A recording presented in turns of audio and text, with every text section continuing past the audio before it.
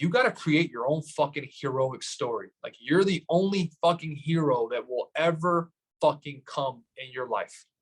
If you don't create him, that person's never coming, man. You know, this Superman, Batman, whoever you look up to, showing up to your house and saying, I'm going to help you. That shit is never going to happen. You got to help yourself. You got to become the person that you're proud of to the day you die. Become that hero that the people you surround yourself with, family, friends, look up to.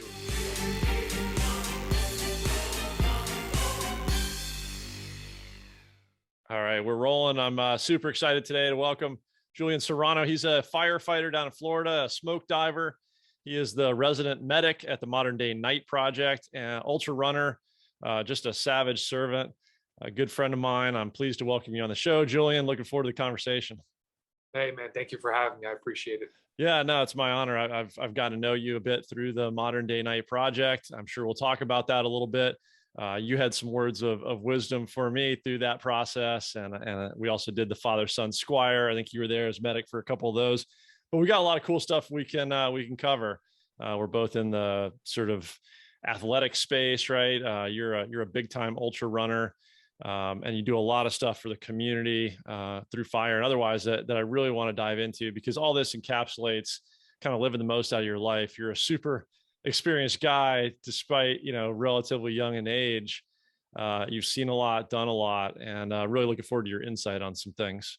Yeah, So, absolutely. Yeah, maybe let's dive right in a little bit in terms of your fire service, because I mentioned off air, I'd love to talk about the process of success, which involves failure quite naturally, and your journey into the fire service and what you do as a servant today was not a smooth beginning. My understanding is you failed a couple times to get in and get into that career. Tell me a little bit about that. Yeah, man, coming into high school, coming into my freshman year, all I wanted to do was be a firefighter. So I neglected my academics. I played football, I played basketball, I played sports. And all my coaches were like, hey, man, we can get you to a good school, not D1, but D1 AA. Either way, you get a full ride, you get free education, you get a free degree, all the stuff that's important, you would think. It is important, especially if it's coming for free because of your athletic abilities. But I'm like, hey, guys, stop wasting your time. I want to be a fireman. That's all I want to be. I don't care about anything else. I'm here because I like sports, and that's it. And these guys I was the farthest thing from right. Like, these guys were so right. I should have heeded their advice, because sorry to interrupt. So sports is like the only thing that kept you dropping out of high school? Correct. Yeah. Okay. And how did you know you wanted to go into the fire service? Okay. So it all started with my godfather was a fireman, and he picked me up from school one day early. We were going on a fishing trip, and I get called to the front office. I don't know. I think I was 10 or 11. And I got called to the front office to go to a doctor's appointment, and I walk up, and it's my godfather. He's a district chief, so he's suited up. He's got his own take-home car, and I'm like, I didn't say anything, but I get in the car and I'm like, we're not going to the doctor. And he's like, no, idiot, we're going fishing. So sure as shit, we're driving home, and my dad was coming back from a business meeting or something, and we catch a fire, a work construction fire, and he looks at me. He's like, "You want to go?" I'm like, "Yeah, let's go." So we go with the lights on, and I'm still a little kid, man, honestly. And I just watched the whole thing unveil, and I was like, I want to do that. And from that day on, man, it just nothing was. Every time I saw a fire truck, I'm like, I want to do that. So that's awesome. All right, I just had to ask, because so many people kind of meander through life and don't really find that calling or that passion. So I love that story. Absolutely. So pretty decent athlete through high school.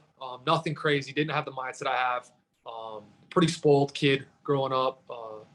Parents just provided for me with the background of my grandparents coming from Cuba and from Puerto Rico and wanting a better life. My parents had a pretty rough upbringing, so they worked really hard and they gave me everything they never had.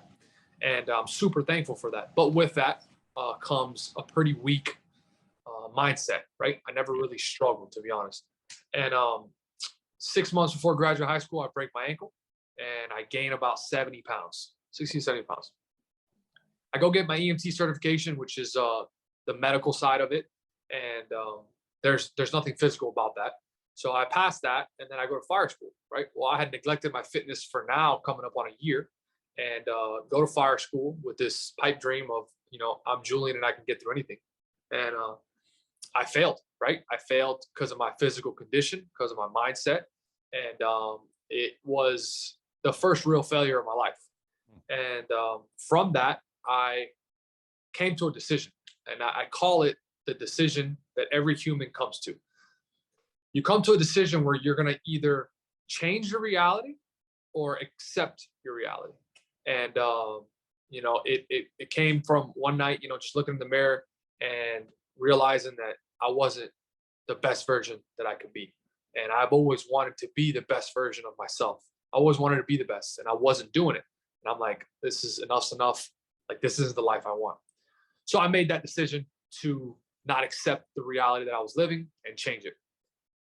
Go back to fire school 6 months later, graduate with no problems.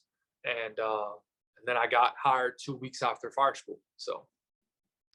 Nice. Yeah, you said a bunch in there, and I want to hit on kind of that idea of creating the life you want rather than maybe accepting a reality that falls short of that. But just as a note, I don't know if you and I ever had this conversation before, right after I did my first Ultra Spartan, right? So 50-kilometer trail run with the obstacles built in.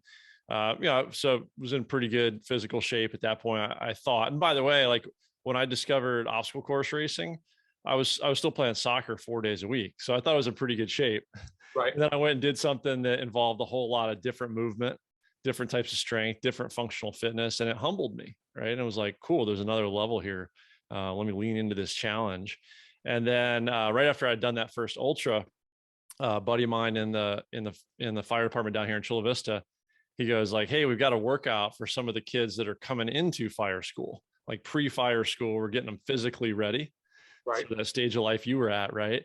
And they're like, hey, you want to come down and get a workout? Like, yeah, cool. I just ran 50 kilometers. I'm good.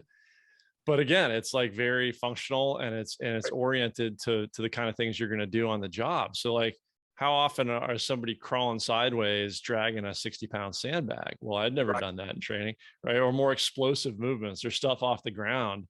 And again, it was like, well, crap, I can go run for 12 hours and jump over walls and rocks and climb ropes, but I've never done this before. And it humbled me again. And it's just like, yeah, this is awesome.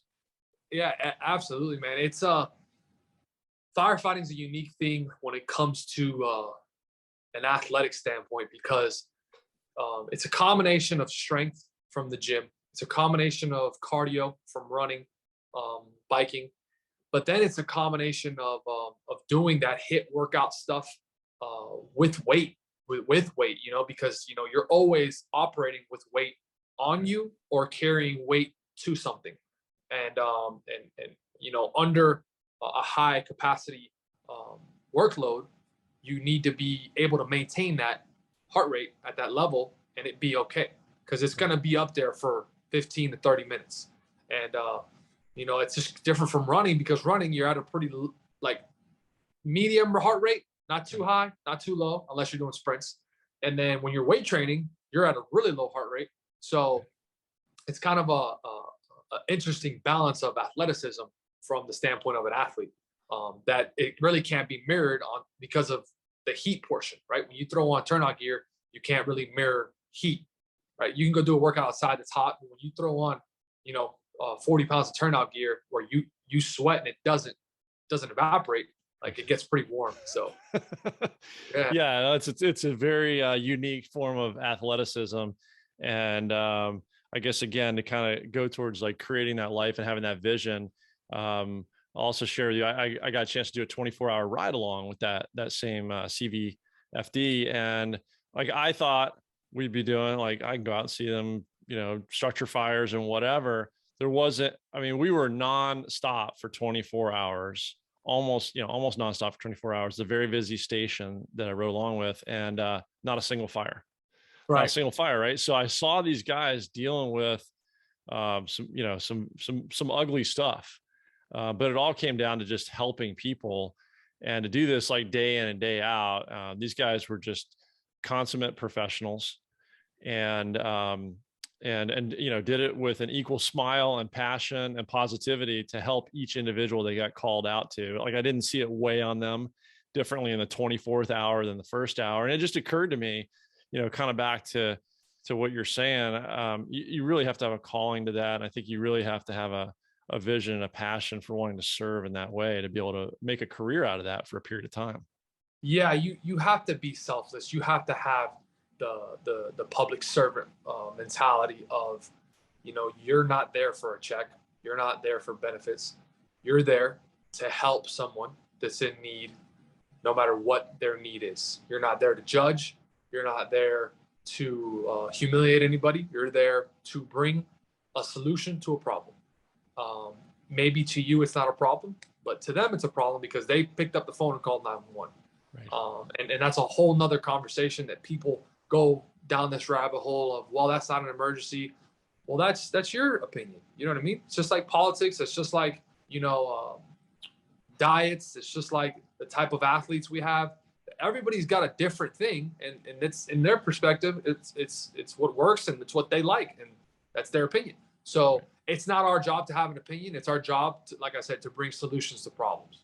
Yeah, you're there to execute, right? Exactly. So, I mean, so many people, well, first I'll say so many people don't have a vision for the life they want to create. That's a problem to start with.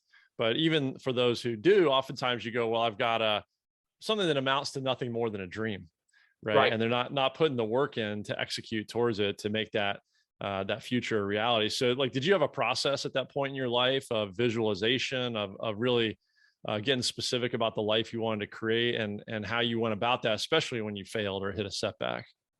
Well, man, I'll be honest. I always wanted to be the best firefighter I could be. Right. I wanted to be the best, athletically, educationally, just from the overall standpoint. I wanted to be the go-to guy. I wanted to be the stud everybody, looked up to. I wanted to be that leader. And coming in, I was very arrogant. I was very gullible. I was very, how would I say, just, you don't know what you don't know. And that was me. And, almost 10 years later, I'm still growing immensely. And it's one of those things that you can't judge a guy or a girl that's full tilt, because they're going to make mistakes. Right. And I've made a lot of mistakes. And to anybody listening, mistakes, as long as you learn from them, forge you into the person that you want to be. Right. And if you don't make mistakes, that means you're not pushing yourself hard enough. And if you're not pushing yourself hard enough, you're never going to grow. I talked to a guy today on the phone. It's crazy to me how, and we all know him, you meet a person, he's even a friend, a family member, 20 years, they have never changed. They've Right. never changed. They've never grown. It's just, it boggles me. And, to me, I talked to another buddy the other night, and he's an ultra runner. And I'm like, hey, dude, when this is all said and done, this life, whether we change lives or not, I said, I know both of us will be able to die fulfilled. And that's all I want. It's all I can ask for. It's all my buddy can ask for is being able to lay your head down on empty and knowing you did everything you ever wanted to do and you went full tilt the whole way, and that's it, man. But it's gonna require mistakes. It's gonna require courage. Those are the two things it's gonna take. So Yeah, and those those folks you're talking about that you run into, and everybody knows them, and maybe some people are going to look in the mirror and go, yeah, that's still me, of not growing, right? Just staying in that comfort zone, which is kind of slow death. Unfortunately, like, as you grow, you're evolving. Life is a journey, and you're evolving your peer set, your peer group as well, right? And sometimes those old friends that maybe aren't growing, maybe they're not going to learn from you, or maybe they haven't found that inspiration yet. And you've seen it, right? They just want to look at you the same way they knew you 10 years ago. They want you to exactly. be that same Julian because they're that same person. And that's just it, man. And unfortunately, you're going to have to, and we learned this in the project, you're going to have to cut ties. You have to, man. If you want to become the person that you dream of, the person that, you'll be proud of, um, there's a lot of people that will weigh you down. They will Right. not push you up because you will make them feel inadequate, but they're not willing to do the work like you are. You know you're inadequate and you're willing to work on it and grow out of that inadequacy. They don't. So they're going to either piss on your dream. Um, they're going to say you've changed. There's so many things that come out. And at the end of the day, it's everybody says it. It's a lonely road to the top. It really, really is, man. And to the top of the best version of yourself, right? Like Right. we're not going to win the Olympics, and if you are great, we're not going to win the Super Bowl. Like we're talking about mastering and becoming someone you're proud of. And that was my goal when I made that decision that one day of, I'm not going to accept my reality. I'm going to change it. And you're either gonna wish or you gotta work, Right? right? Yeah, And too that's many people so sit true. around and they just want to wish for some future. Um, if you and maybe you got to have a little bit of a chip on your shoulder to come in and do what you do, and before you develop some of the maturity and humility of it. But like, did you have a mentor in that, or your godfather, or anyone else? Because I know now you are mentoring young men and women who want to get into the fire service and learn how to do this, maybe accelerate past some of the same mistakes you made. Yeah, so I don't think mentorship uh, makes you accelerate past mistakes. I think mentorship is that beacon of light of what you want to strive to be.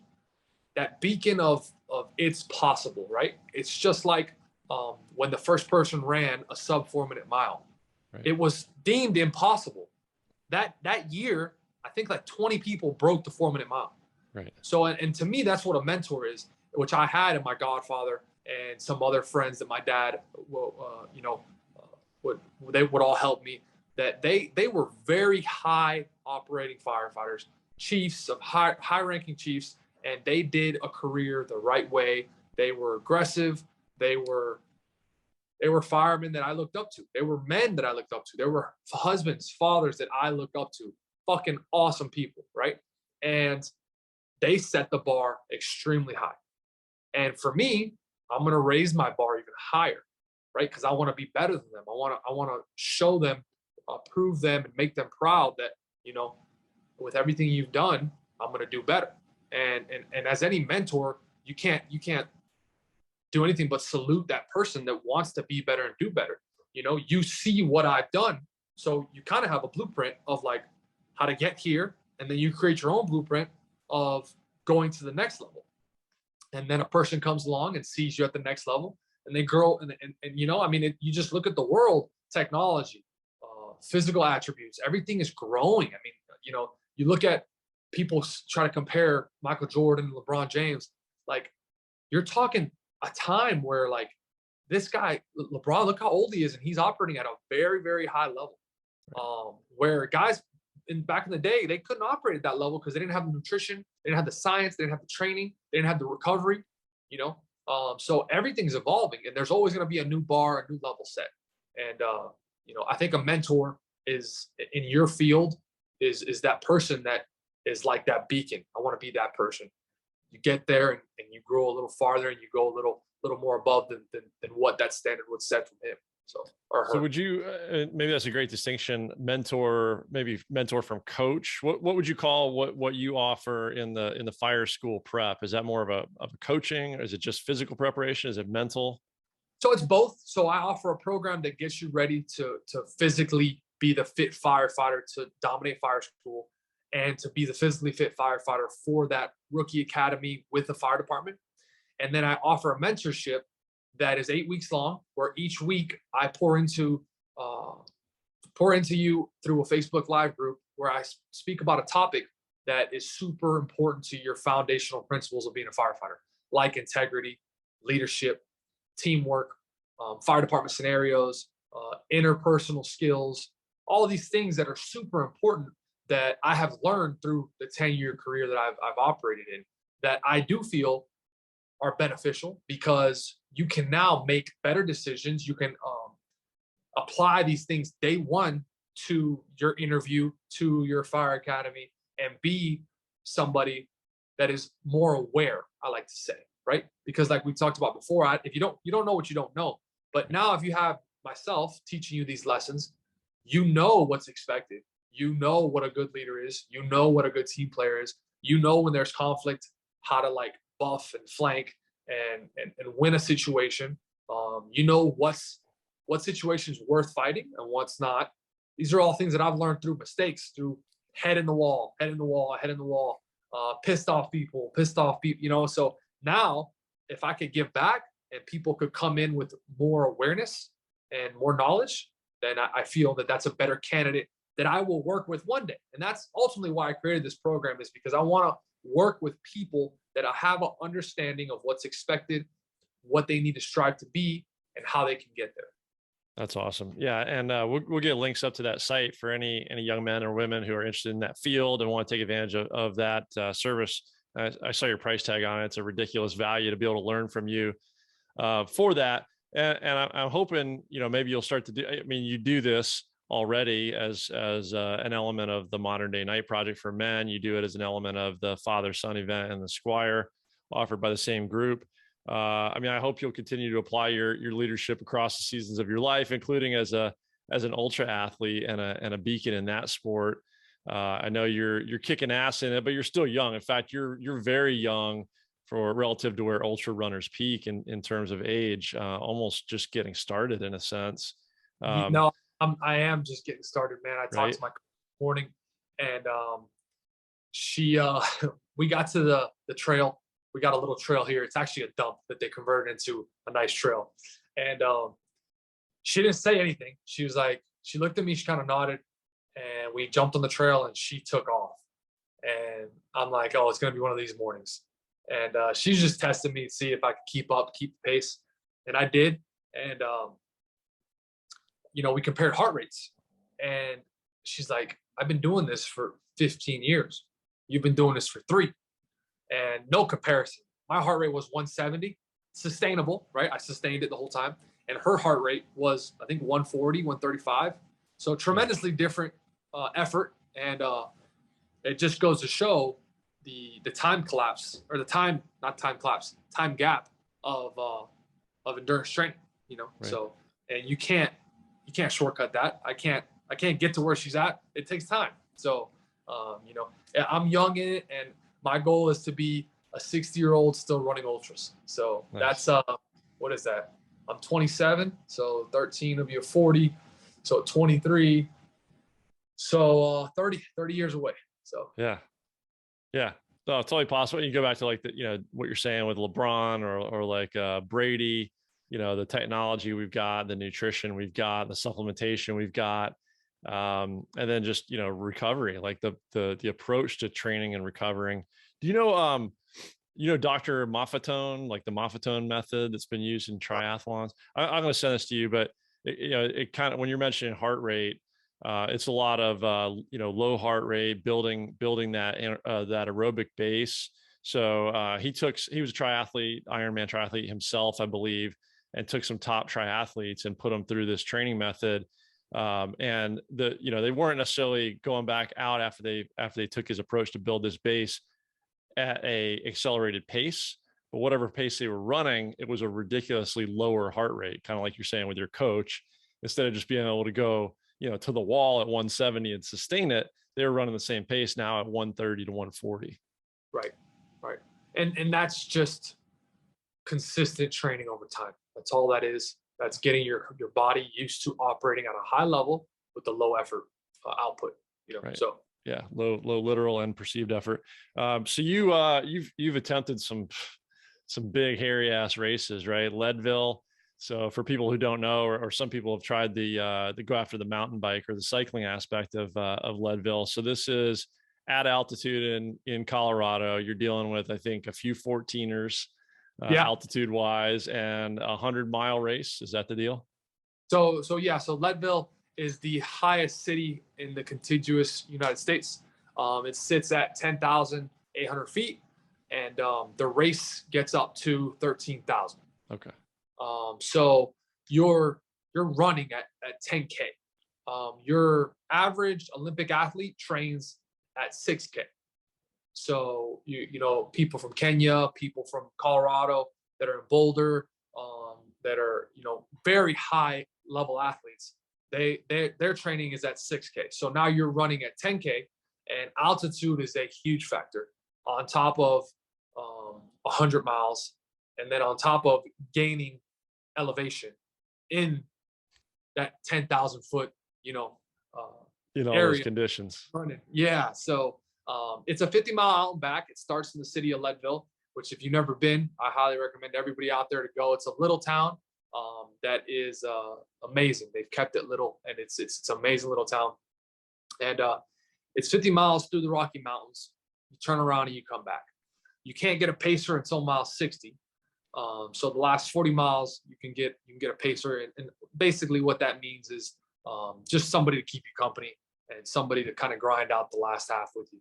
So last 40 miles with you. So yeah, we're going back.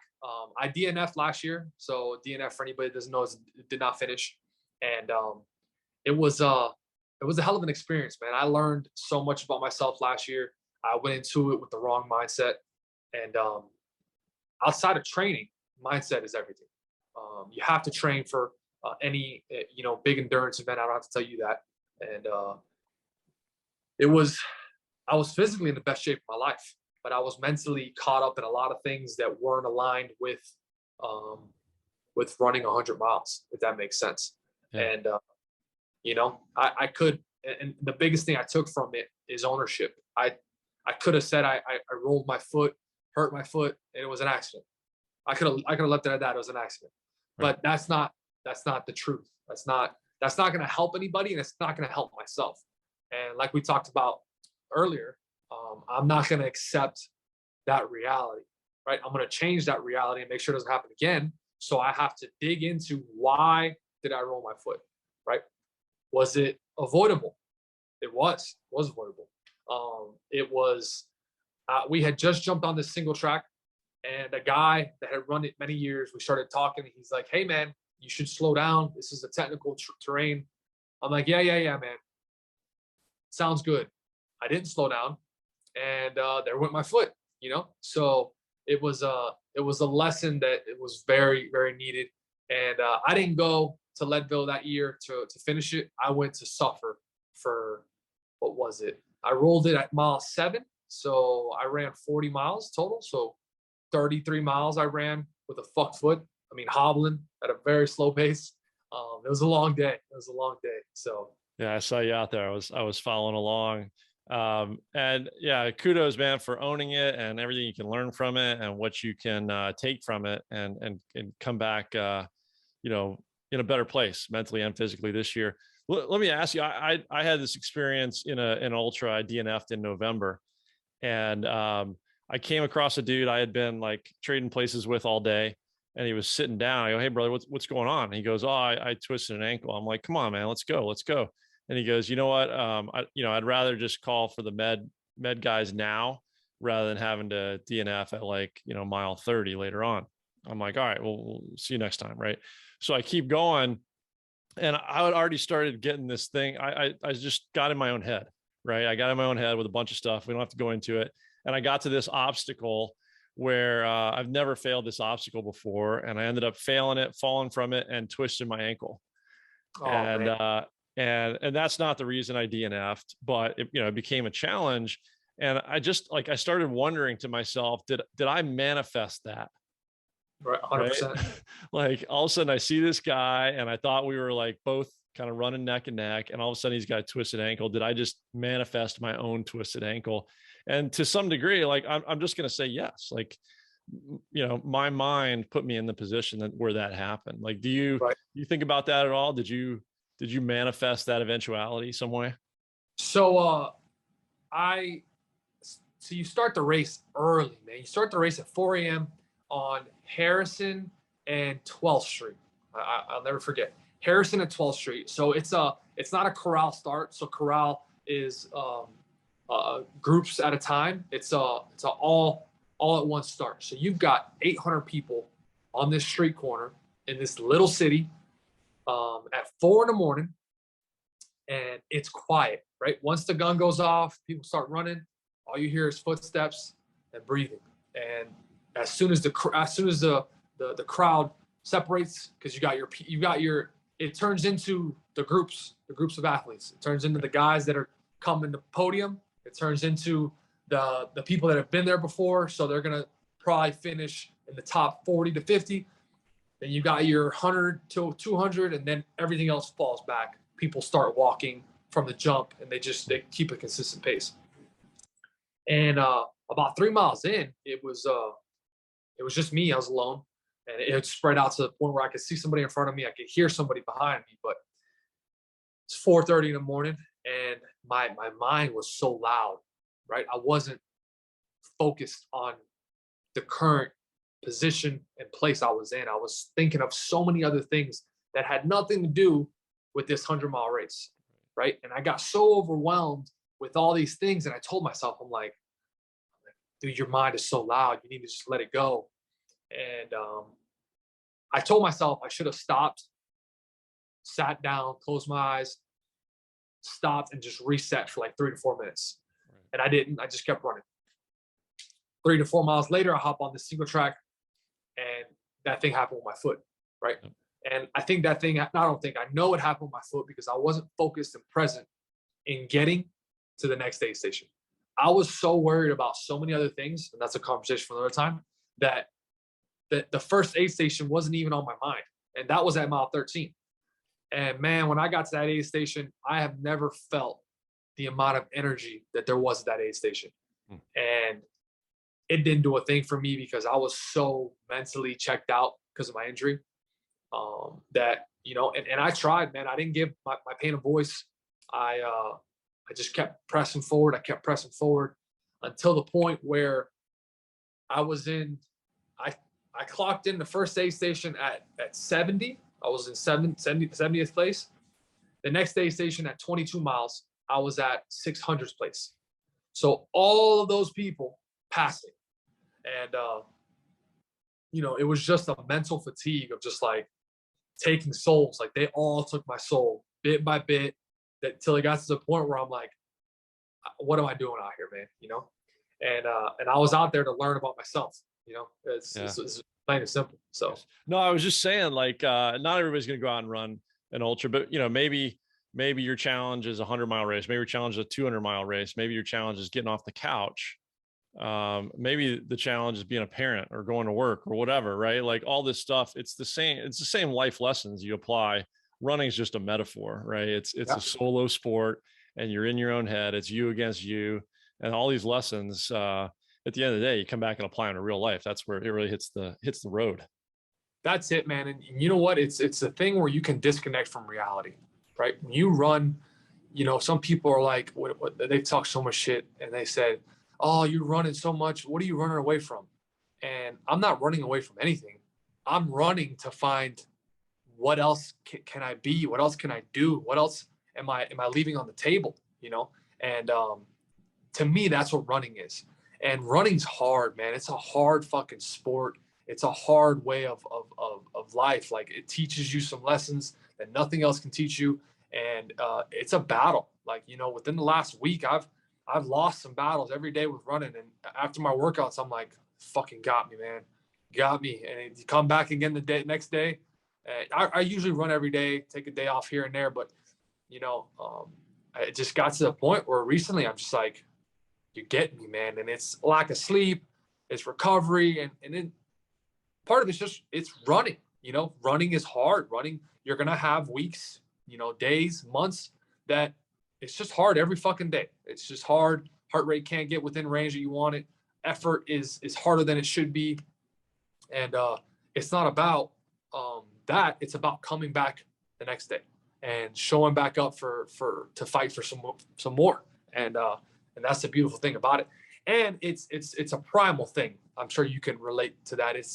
Running is so primal. It just, I can't even describe the feeling of running, so. Right. Yeah. And a lot of people, like, they'll go out and road run, right? Maybe they've never trail run, where you get a little bit of that connection to to me, at least, to nature, to primal. But all this stuff is like everything you just mentioned, besides a couple things, is out of your control. And that's how life is, right? Like it might seem the same from day to day, but it's not. Like things are different, and you just gotta you got to follow your discipline, follow your consistency, and just follow through is kind of the way I look at it. In fact, somewhere here on my desk, I've got a 25, 26 week run training schedule that I laid out for myself to Okay. prep for an ultra event in September. It's a 24-hour Spartan obstacle course race, however many laps you can do. So, most laps wins in 24 hours at altitude on the mountain, all this good stuff. And, I had a 3.5-hour exercise program for Sunday, like a low heart rate, either a jog, or I ended up doing it as a ruck. And we were talking off air. I lost a good friend to suicide over the weekend. I didn't want to go out and ruck, but Right. you know what? It's on the schedule. Just get it done. Get it done right. Check it off and move on to the next day. And sometimes it's survival, sometimes it's thriving, but you move forward. Right. And that's just it, man. You just keep on moving forward. And the lessons through that is, people are always saying, well, I don't want to run. Well, then don't run. Go do something else that disconnects you from reality and brings a little bit of physical pain and defeats you, right? If you're always winning, you don't create humbleness. You don't create creativity. You create a state of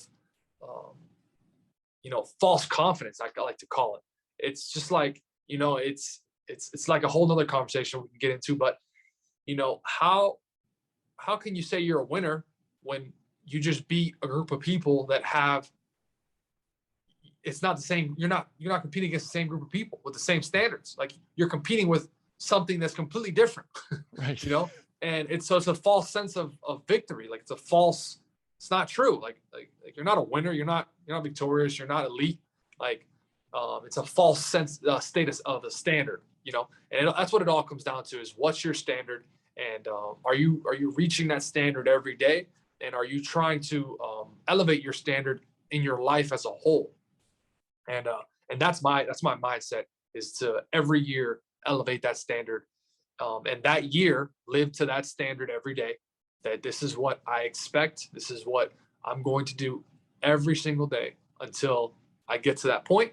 And then now we elevate the standard, create new expectations, and we strive for those.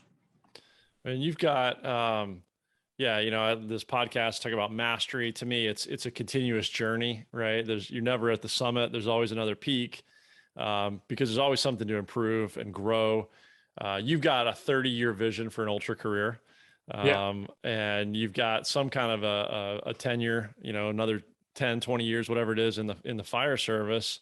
But you got a long life ahead of you beyond that, right? And all these things kind of evolve. Their seasons of life. Like, what do you see the next 10 to 40 years looking like for you? For myself, man, Yeah. I want to build an empire to the point where everything I do is to mirror extraordinary feats through an ordinary person, right? And to do that, I need financial freedom. So right now, it's creating the financial freedom to get to that point. And once I get to that point, I can remove myself from the fire service, close that chapter, and start a new chapter. Right? Be the best dad I can be. I want to have a family, but I want to be the person that creates his own life and creates the opportunity of freedom. Right? And what does that mean? That means me being able to do whatever I want, whenever I want, and having an impact, doing everything that I just described. Like, everything I do will have an impact on people and will make, the world a better place. Everybody I communicate with, everybody I inspire will be better off because I'm here. And that's my ultimate goal. So I love that. I appreciate everything you're doing in terms of being an example for others. Your day job, to call it that, is in yeah, service literally to the community. You serve all of us through the example you set with your athletic endeavors. I know you got married not that long ago. Congratulations. I know you're going to be I think an awesome dad. I mean, with everything you've learned about yourself and the things we work on with men through the project and with the Squire, fathers, sons, and back to where we started, with the life that your parents worked hard to strive to give you, right? They worked hard to give you a good life, which has the danger of maybe becoming an easy life, which lacks in some lessons. So, I mean, you know, I've got a 14-year-old. As you look ahead to fatherhood, what's your design on that to make sure you raise a good, a tough, and a kind man? You know, today in our age, with the convenience of life, you have to schedule hard. Hmm. You have to schedule suffering. You have to schedule the lessons learned through sacrifice, right? You can't let life do it, because if when I build my empire and I build all these things that I want to build, life will be easy. But I'll still be a hardcore firefighter. I'll still be a hardcore athlete. I'll still make my life hard to keep me always chipping away, always becoming better, finding my best self, right? But from a kid's standpoint, if you don't, schedule activities that will create grit, if you don't schedule activities that will create failure, your son or daughter's never going to learn the lessons through those things. And I think that's the problem with the world is, people are so quick to say, well, the generation's so soft. Back in my day, we had to do this, do that. Yeah, back in your day, you fucking had to do that. You don't have to do that anymore. Like, you could press a button on your phone and have food delivered to your house in an hour. Like, back in the day, you didn't even have a car. You had to go walk or ride a bike to go get your food or go to work or whatever the case may be.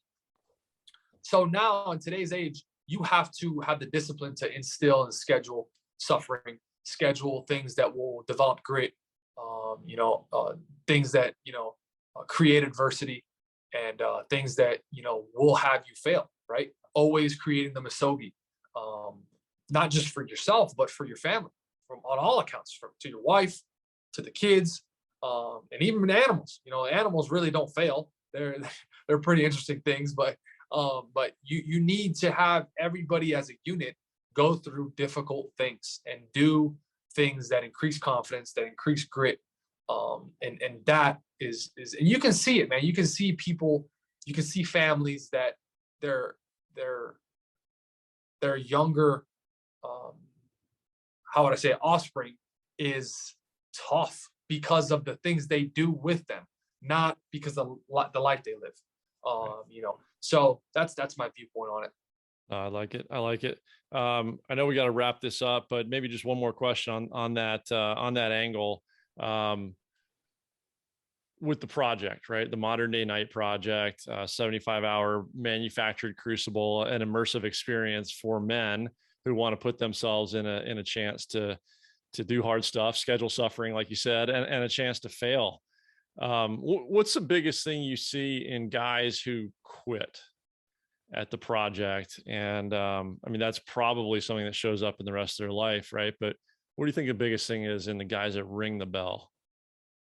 I think those guys expect people to fix them.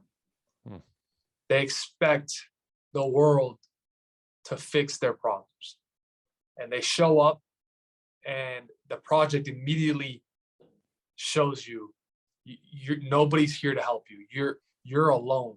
There's no fucking knight in shining armor coming on a horse to save you.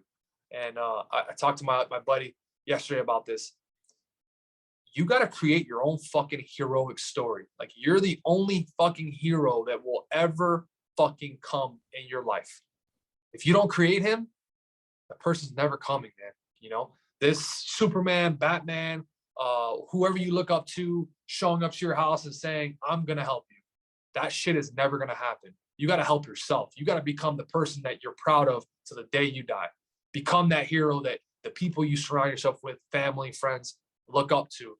The person that is that beacon of light, the person that when people make mistakes and you make mistakes, they still say, look how he bounced back from the mistakes. Look how he leaned into the adversity. Look how much grit he had through all of that. That would have to be my answer to that.